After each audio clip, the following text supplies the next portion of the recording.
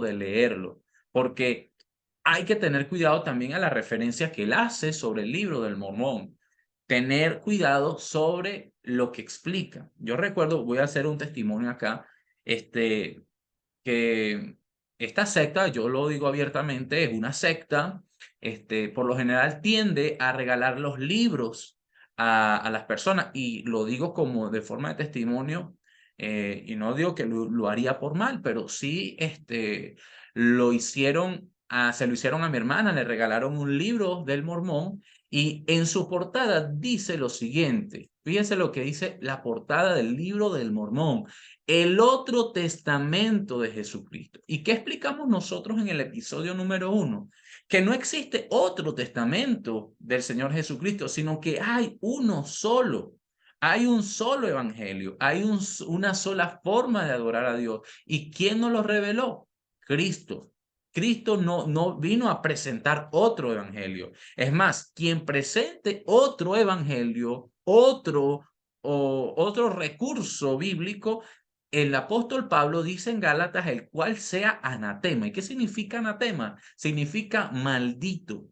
Y esto es curioso, porque la pregunta es: ¿por qué entonces los mormones no hacen referencia a este punto?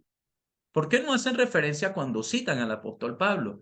Porque están muy interesados en conservar su ideología sectárica.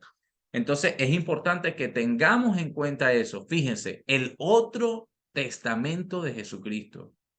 ¿Acaso hay otro evangelio? Preguntó el apóstol Pablo en el libro de Gálatas. Hay otro evangelio, Gálatas 1:6 al versículo 9. Estoy maravillado de que tan pronto hayáis alejado del que os llamó por la gracia de Cristo para seguir un evangelio diferente. ¿Un evangelio? ¿Acaso hay otro evangelio? ¿Acaso hay otro? Y fíjense, el apóstol Pablo deja claro: no que haya otro, no que haya otro evangelio, una otra Biblia. No, no, no, no. Sino que hay algunos que os perturban. Y hoy vamos a hablar en este episodio acerca de la secta de los mormones. La secta de los mormones fue creada en Estados Unidos para perturbar y pervertir el evangelio de Cristo. Fíjese, más aún nosotros, o un ángel del cielo, es decir, un ángel como se le presentó al profeta José Smith, o pseudo profeta José Smith, anunciare otro evangelio diferente del que os hemos anunciado, sea anatema. Como antes hemos dicho, también ahora lo repito, dice el apóstol Pablo: si alguno os predica diferente evangelio del que habéis recibido, sea anatema. Y es curioso que los mormones crean que tomar café es pecado y la poligamia no sea pecado.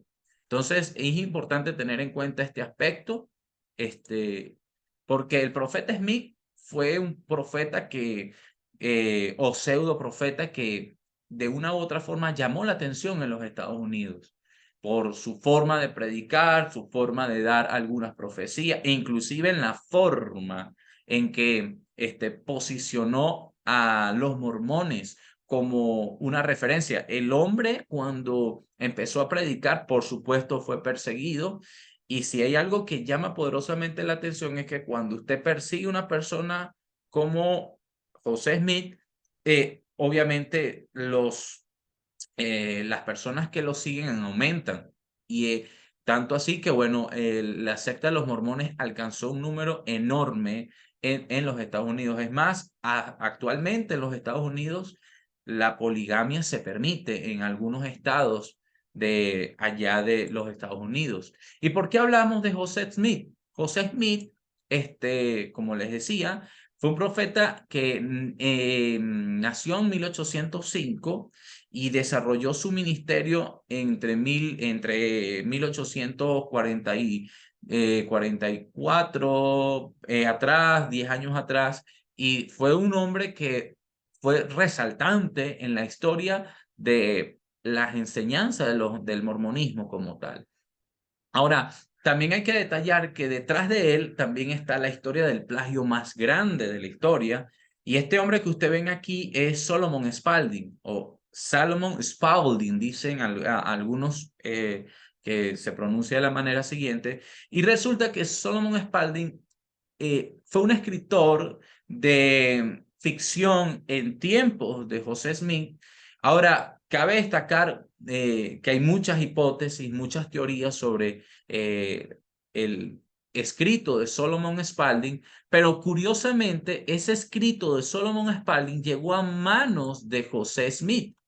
Y es allí donde José Smith empieza a formular estas enseñanzas basados en el libro de Solomon Spalding. Usted puede ver en las páginas de los mormones, que es una de las páginas que inclusive usted coloca en internet, las primeras páginas acerca de la Biblia, o usted coloca cualquier pasaje bíblico, usted va a conseguir la iglesia de los saltos de los últimos días. Ahí usted va a conseguir como referencia la página de los mormones, muchas enseñanzas de los mormones, muchas enseñanzas de ellos, y se va a dar cuenta que están muy posicionados dentro de los dominios de Internet. Ahora, curiosamente, hay mucho dinero detrás en este medio porque para posicionar a las páginas de los mormones es bastante característico que aparezcan de primer lugar. Entonces, hago este punto de partida en esto porque José Smith agregó, por supuesto, en sus fragmentos del otro testamento del Señor Jesucristo, partículas del libro de Isaías. Y es por eso que tenemos que tener cuidado.